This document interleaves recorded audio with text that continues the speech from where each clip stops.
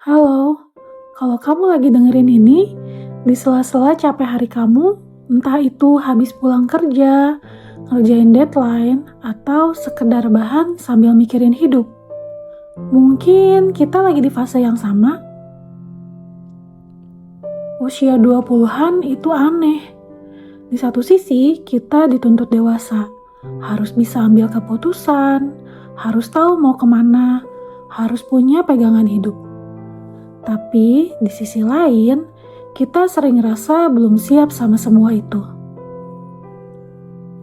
Di umur segini, krisisnya bukan lagi soal nilai atau IPK, tapi soal arah hidup, karir, hubungan, stabilitas, dan ekspektasi baik dari orang lain maupun dari diri sendiri. Kita mulai sering ngebandingin hidup kita sama versi hidup orang lain yang kelihatan lebih rapi.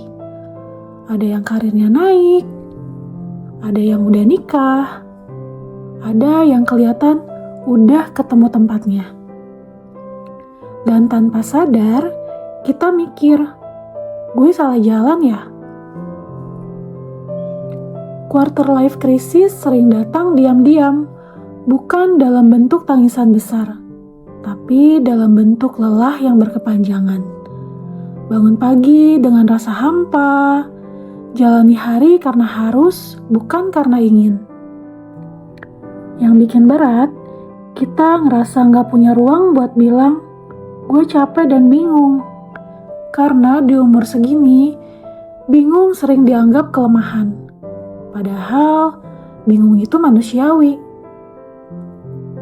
Gak semua orang di usia 20-29 udah yakin sama hidupnya. Banyak dari kita cuman lagi bertahan, sambil berharap suatu hari semua ini masuk akal.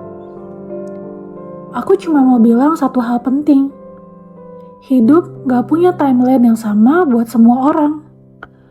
Ada yang cepat nemu arah, ada yang harus nyasar dulu. Dan nyasar bukan berarti gagal. Kalau kamu lagi ngerasa tertinggal, mungkin kamu cuma lagi tumbuh di ritme yang berbeda.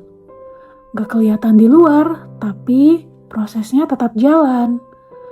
Kamu gak harus punya semua jawaban sekarang. Gak harus selalu kuat. Kadang, mengakui kalau kita lagi ragu, itu sebuah bentuk kedewasaan juga. Quarter life crisis bukan fase untuk dilawan, tapi fase untuk didengarkan. Tentang apa yang sebenarnya kamu mau, bukan apa yang dituntut dunia. Pelan-pelan gak apa-apa, berubah arah juga gak apa-apa. Hidup bukan soal siapa yang paling cepat sampai, tapi siapa yang tetap jujur sama dirinya sendiri. Kalau hari ini kamu masih bertanya-tanya tentang masa depan kamu, itu berarti kamu peduli, dan itu hal baik. Terima kasih udah dengerin, semoga kamu ngerasa lebih tenang, dan ingat, kamu gak sendirian di fase ini.